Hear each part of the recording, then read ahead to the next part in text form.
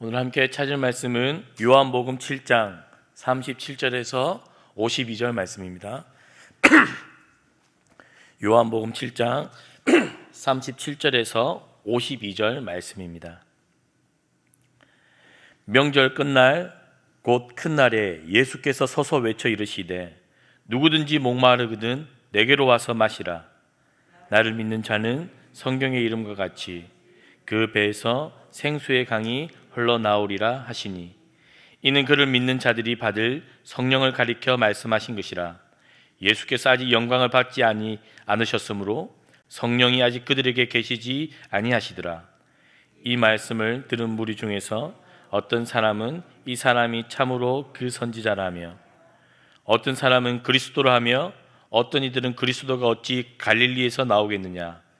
성경에 이르기를 그리스도는 다윗의 씨로 또 다윗이 살던 마을 베들레헴에서 나오리라 하지 아니하였느냐 하며 예수로 말미암아 무리 중에서 쟁론이 되니 그 중에는 그를 잡고자 하는 자들도 있으나 손을 대는 자가 없었더라.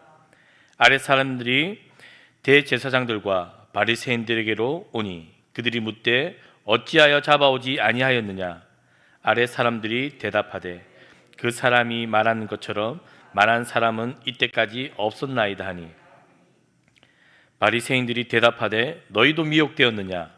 당국자들이나 바리새인 중에 그를 믿는 자가 있느냐.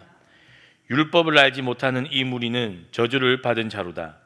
그 중에 한 사람 곧 전에 예수께 왔던 니고데모가 그들에게 말하되 우리 율법은 사람의 말을 듣고 그 행한 것을 알기 전에 심판하느냐. 그들이 대답하여 이르되 너도 갈릴리에서 왔느냐. 찾아보라. 갈릴리에서는 선지자가 나지 못하느니라 하였더라. 아멘.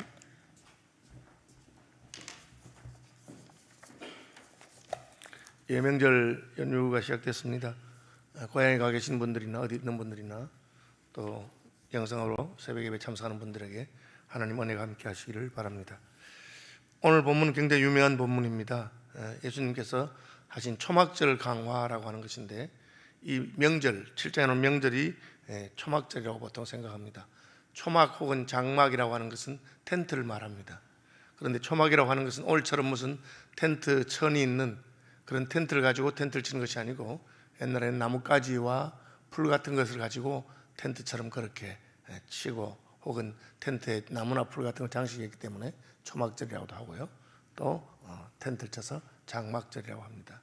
이 절기 때는 유대인 가족들이 함께 텐트를 치고 그리고 나무와 풀로 장식을 하고 거기에 일주일 지내면서 생활합니다. 몸으로 체험하는 광야 생활입니다. 이것은 하나님께서 애굽에서 이스라엘 백성들을 구원하실 때 광야를 거쳐서 약속의 땅 가나안에 온 것을 기억하는 절기입니다. 우리 조상들은 애굽에서 종로로 타다가 하나님의 은혜로 하나님께서 모세를 보내셔서 그들이 애굽에 열재앙을 내리고 그리고 또 유월절 장자의 재앙을 내리고 그렇게 해서 애굽 왕 바로의 손을 벗어났다. 홍해를 하나님의 은혜로 가르고 홍해를 지나서 왔다. 그런데 애굽에서 가나안 가는 길에 광야가 있었다. 그 광야 생활 중에서 하나님께서는 아침마다 하늘에서 만나를 내려주시고 목마를 때는 하나님께서 반석에서 물이 나게 하셨다. 그런 과거 역사를 기억하면서 우리가 하나님 백성인 것을 또 한 백성인 것을 기억하는 것입니다. 절기를 통해서 우리는 과거의 경험을 현실화하고 절기를 통해서 우리가 하나가 된 것을 갑니다. 이것은 이제 우리가 어떤 같은 이야기를 가지고 있느냐 하는 것입니다.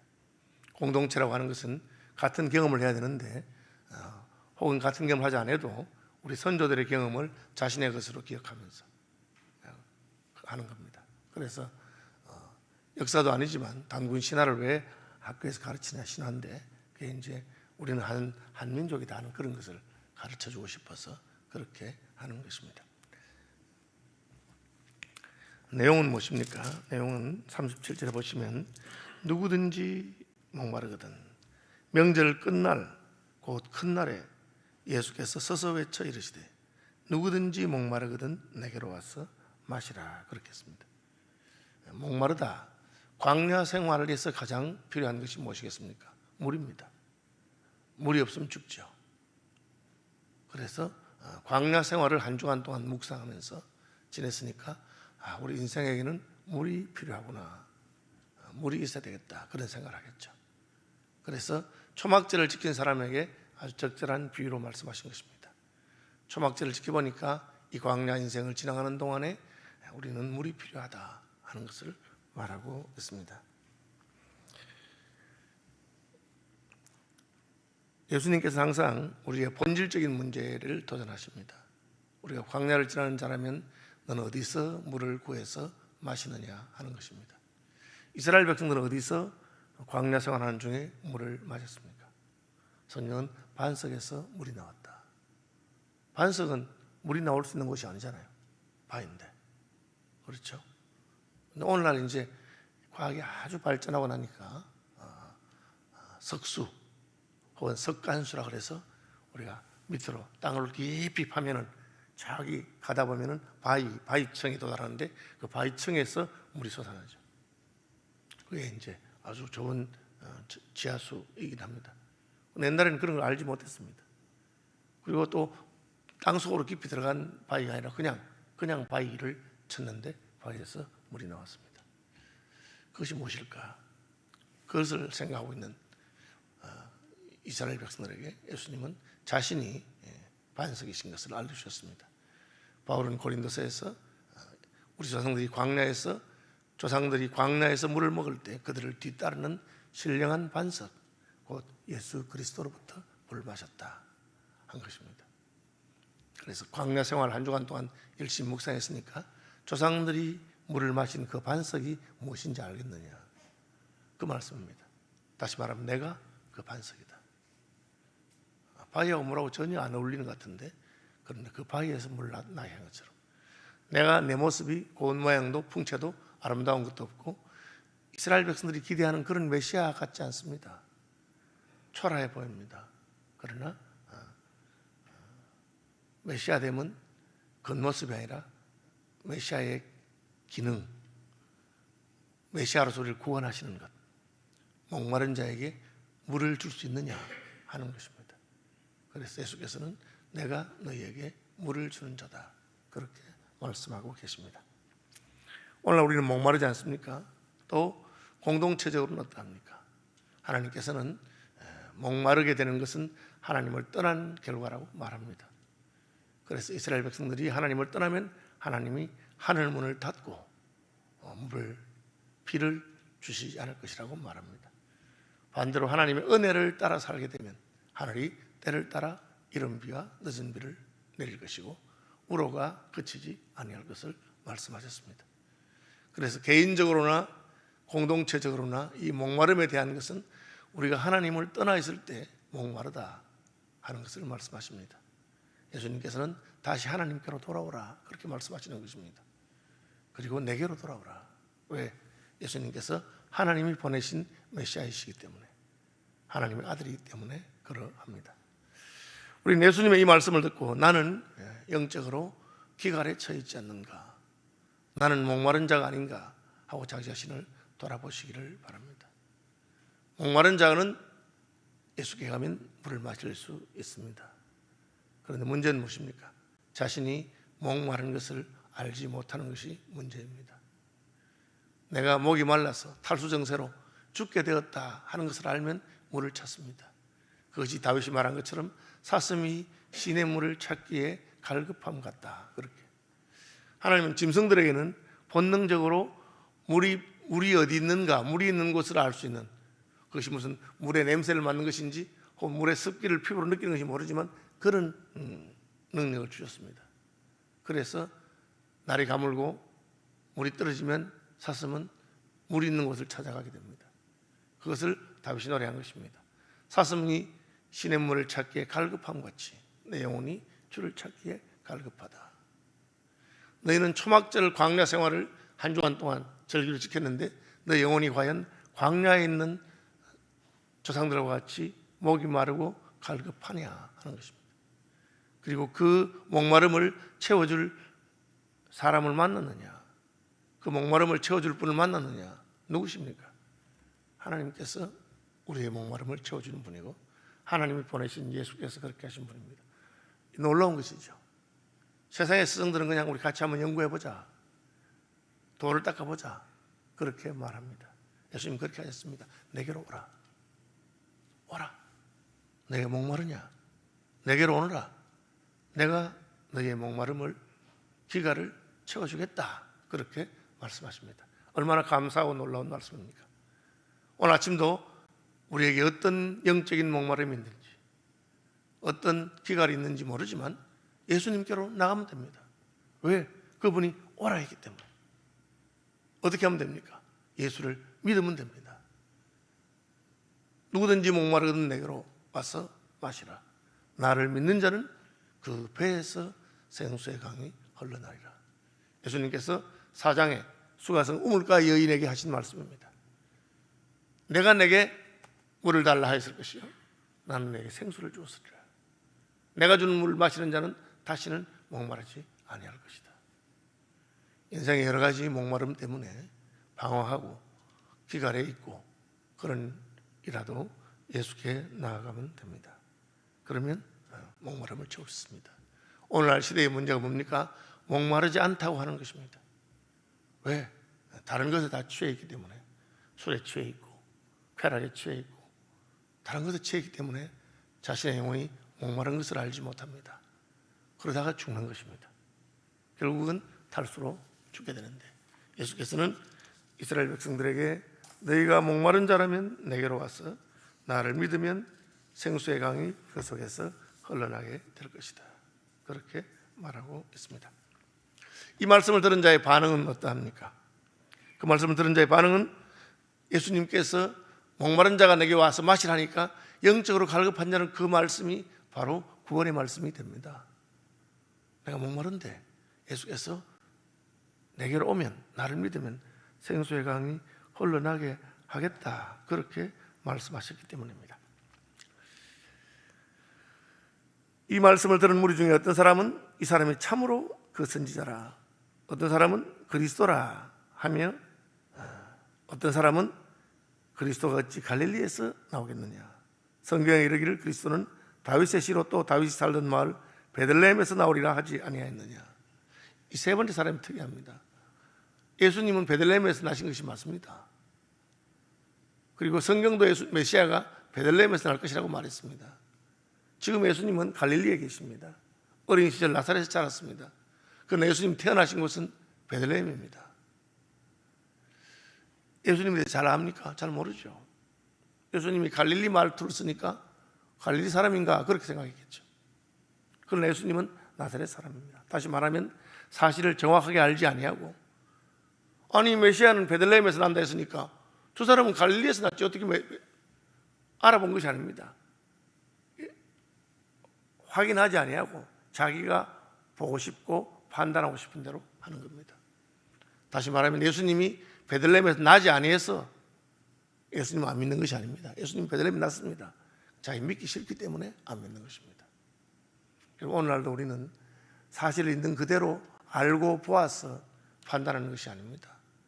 그냥 자기가 보기 싫기 때문에. 오늘날 하나님을 믿지 않는 사람들이 왜 하나님 믿지 않습니까? 우주를 연구하고 인간을 연구하고 연구할수록 이 모든 것을 지으신 분이 있다는 것이 드러남에도 불구하고 믿기 싫기 때문에, 하나님이 우리를 만드셨다는 것을 받아들이기 싫기 때문에 그들은 믿지 않습니다. 예수님께서 아무리 우리의 영혼을 살리는 말씀하셔도 믿기 싫으면 그렇게 말합니다. 예수께서 가는 자에게는 어떤 은혜가 있습니까? 생수의 강이 흘러날 것입니다. 그 생수는 무엇을 말합니까? 예수님 설명하셨습니다. 이는 그를 믿는 자들이 받을 성령을 가리켜 말씀하신 것이라. 어떻게 우리가 목마르지 않게 됩니까? 예수께서 우리에게 성령을 주십니다.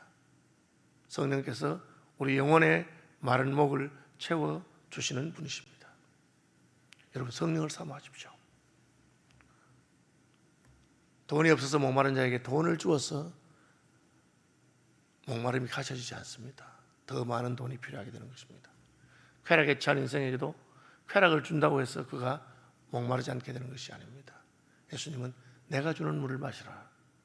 그 배에서 솟아나서 더 이상 목마르지 않게 될 것이다. 그런데 이 물이 무엇입니까? 믿는 자의 받을 성령을 가리켜 말씀하신 것이다. 예수께서는 우리에게 성령을 주시는 분이십니다. 예수님이 주시는 분이십니다. 예수님께 성령 주시기를 구하시기 바랍니다. 하나님 아버지께서 저와 여러분에게 성령을 주시길 바랍니다. 신학적으로는 성부와 성자로부터 성령이 나온다. 내 아버지께 성령을 받아 너에게 줄 것이다. 그렇게도 말씀하셨습니다. 세례요한은 예수님에게 나는 물로 세례를 주거니와 내 뒤에 오시는 분은 불과 성령으로 세례를 주실 것이다. 그렇게 말하고 있습니다. 이거 아주 특이하죠. 불을 받았는데 어떻게 목마름이 해소됩니까? 하나님 방법입니다. 불이 먼저 오고 그 다음에 물이 오는 것입니다. 엘리야가 3년 6개월 동안 메마른 이스라엘 땅에 비를 내리기 전에 어떻게 합니까? 하늘에서부터 불이 내려옵니다. 그리고 그 제단의 제물을 하나님 다 받으셨을 때 비가 오기 시작합니다. 아주 특이하죠. 우리가 성령의 불을 받으면 우리의 목마름이 해소됩니다. 다른 것이 아닙니다. 성령의 불이 오셔서 우리의 죄를 태우고 우리의 욕망을 다 태워버립니다. 그럼 그 다음부터는 생수의 강이 솟아나기 시작합니다. 그리고 남이 볼 때는 저 사람에게 나아진 것이 없는 것 같은데 그 속에서부터 기쁨과 평안과 능력이 솟아나기 시작합니다. 은과 금은 없어도 예수 그리스도 이름으로 역사가 나타나기 시작합니다. 누굽니까? 예수님이십니다. 그런데도 불구하고 그것을 거부하는 사람들은 베들레헴에서 나셨음에도 불구하고 메시아는 베들레헴에서 난다 안 했느냐? 저 사람은 베들레헴에 난 사람이 아니다. 난 사람인데 자기가 아니라고 말하고 싶어 합니다.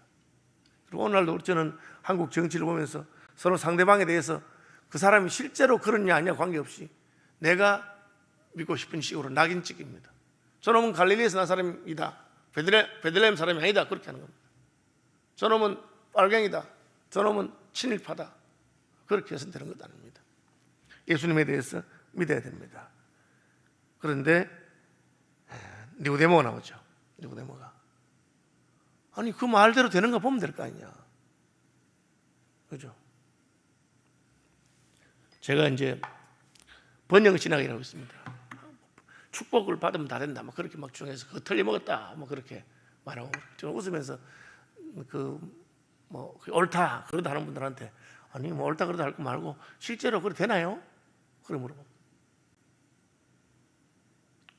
며칠 전에도 우리 한국에서 제일 큰 교회 목사님 한 분이 무슨 카드 하나 가지고 있으면 코로나 안 걸린다고 그래가지고 신문에서 막 떠들고 난리였는데 제가 웃으면서 나도 하나 주보면 실제로 안 걸리는지 한번 테스트 해보자고. 실제로 보면 됩니다. 실제로 예수 믿어서 예수께서 내게 생명수의 강이 되셔서 성령께서 오셔서 나로 목마르지 않게 하느냐.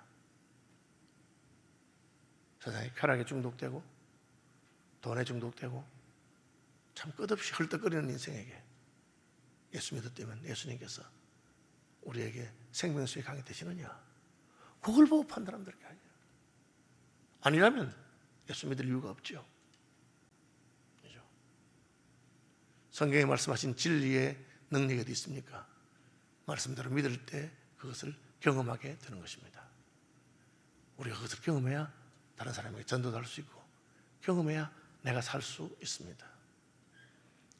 다시 한번 주님께 나아가서 주님 약속하셨으니 생명수의 강으로 내게 솟아나게 하시고 주님의 성령으로 나를 충만하게 하여 주옵소서.